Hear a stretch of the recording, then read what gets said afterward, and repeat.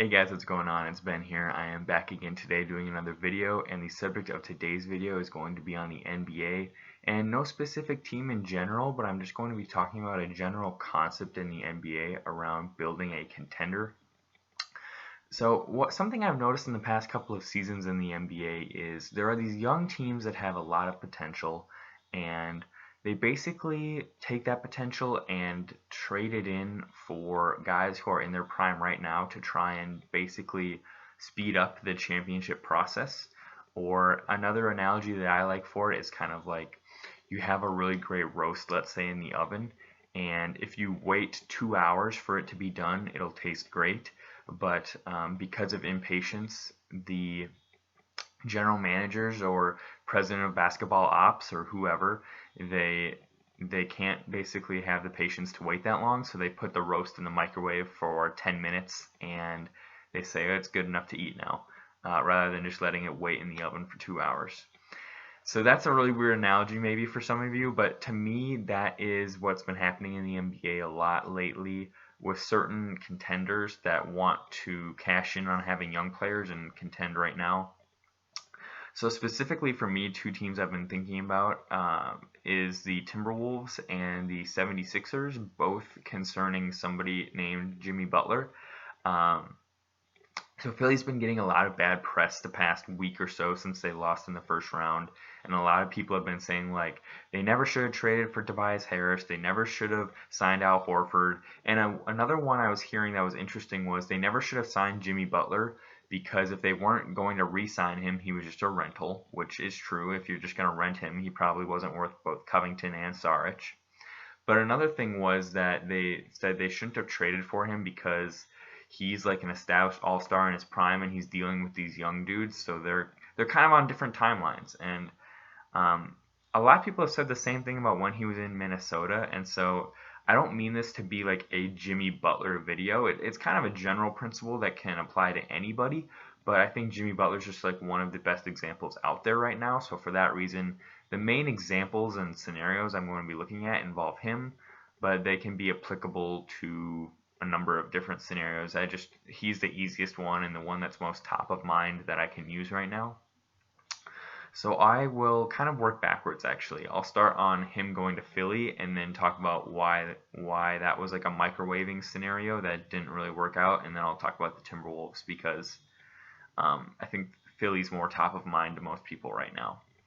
So if you don't remember, Philly traded Dario Saric and Robert Covington to Minnesota in the fall of 2018 for Jimmy Butler about 10 games into the season. And the move was actually received really well by a lot of Philly people, both fans and front office and players. They were like, man, we're so excited to get an all-star in here. The only thing that hurt them was that they lost some depth, basically trading two rotation guys for one. But hey, they were getting a player back who was like, arguably not their best player, but like if Joel Embiid was the 1A, you could have said Jimmy Butler was the 1B. Or their second or third best, depending on how good you thought Simmons was. But either way, you now had a core of Jimmy, and you had Embiid and Simmons, and then, of course, they eventually traded Landry Shamet and cash for Tobias Harris. And the reason why I don't think it was a good idea to trade for this all-star talent, considering the core of Philly, is that, again, you put pressure on these young dudes to improve right away and become title contenders right away. So if we look at their playoff success between 2018 playoffs and 2019.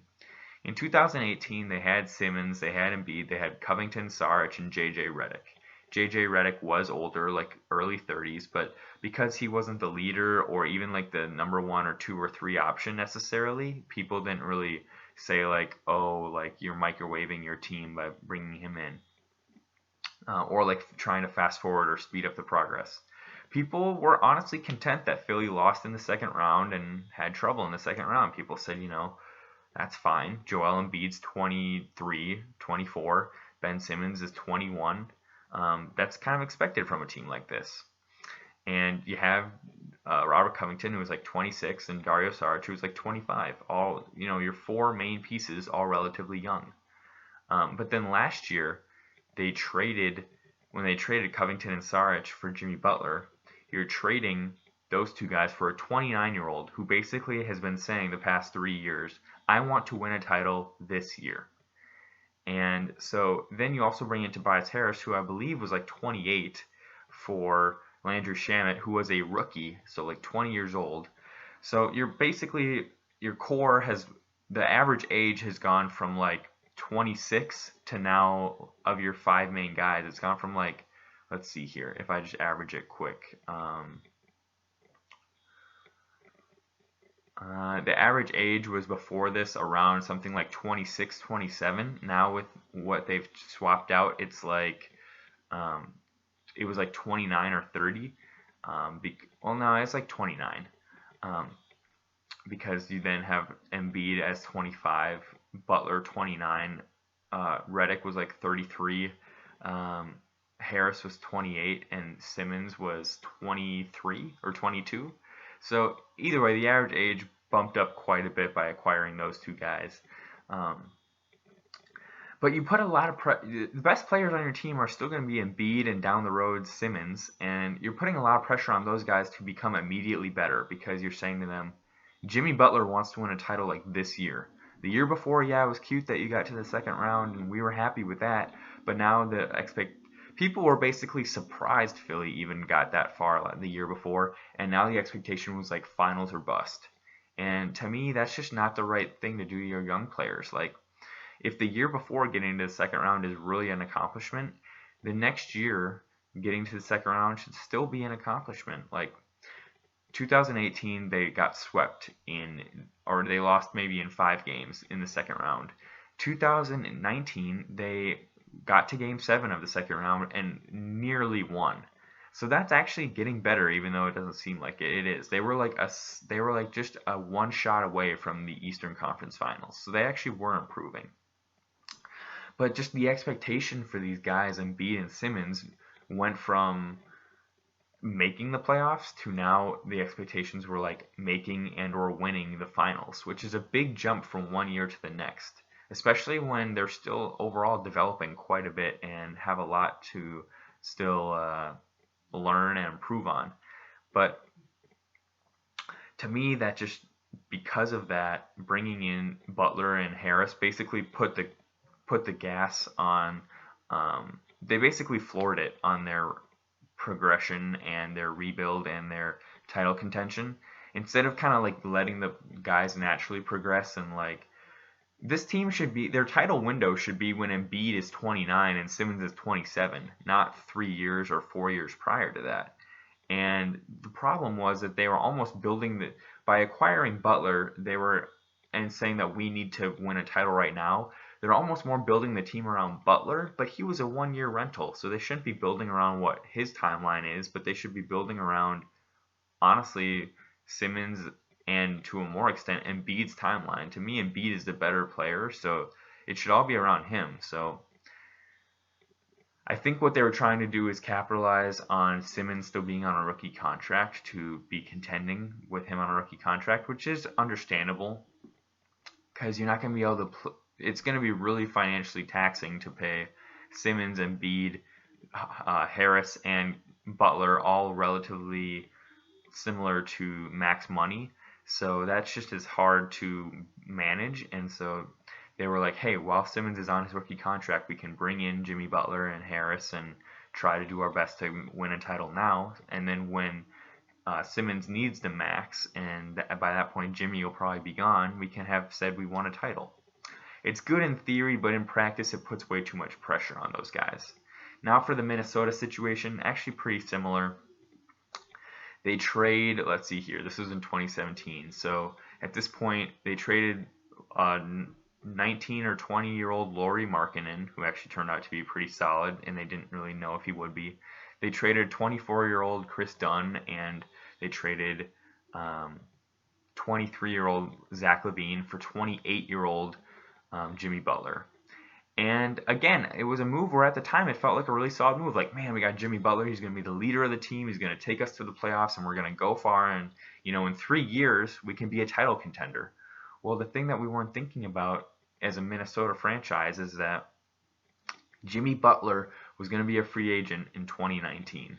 And that basically said we've got 2 years to impress him. And essentially the dudes that we had, Wiggins and Cat, who were with Butler, were forming a big three. Those dudes were collectively 23 and 22 years old, and they were not ready to be like in the title contention conversation. And so it put way too much pressure and like basically sped up the development process like to light speed. You know, Cat is looking to really, you're looking for your best player to be in their prime when you're trying to be a title contender. So like for Cat, that would put him at like 26, 27, 28, which was like 3 years ahead of time, which would have put them at like 2020 for starting to be a real contender. But they were saying, okay, 2017, we're going to start being a contender now. And again, I don't think at the time it was a bad move, because in theory it sounded good, but just in retrospect, hindsight 2020, it forced, like, it basically forced Cat and Wiggins to develop way more than their natural rate of development. Like right now, you'd probably say you could argue between Cat and Jokic, which one is the best offensive center in the league. Like, probably Jokic has the edge, but I just trust Cat's athleticism a bit more, and I like that a little bit better. Like, I would trade Cat's athleticism for Jokic's passing, I guess. But either way, that's a side note. But yeah, the Timberwolves really went all in with like making them a title contender right then, right there, because they then signed Taj Gibson, who was at the time like 31. They signed Jeff Teague, who was like 29. And they signed Jamal Crawford, who was like 37. So, and then later on in the season, they signed Derrick Rose, who I believe was 30 at the time. And so you've got like all these old veterans around these two young dudes, 23-year-old Wiggins, 22-year-old Cat. And frankly, those dudes weren't ready to be title contenders, and they probably would have been much better suited, in all honesty, just to stick with Levine and let him develop as a shooting guard and to slot in Lauri Markkanen at the power forward, because really all the Timberwolves got out of that was one playoff series before Butler wanted to go to a more contending team, so to speak. So why it's not good to get all-stars surrounding young players, to me, is that it really forces them to develop unnaturally quick, and basically not how they're comfortable developing, but like just saying chop chop, you need to develop right now. And that's not best for a young player's development, especially if they're as good as like Karl-Anthony Towns or Joel Embiid or Ben Simmons. I'm not going to include Wiggins because he's not on that level, but you get what I mean. And that's all I got for today, guys. Hope you enjoyed the video. Hope you found it interesting. And with that being said, I will see you next time. Bye.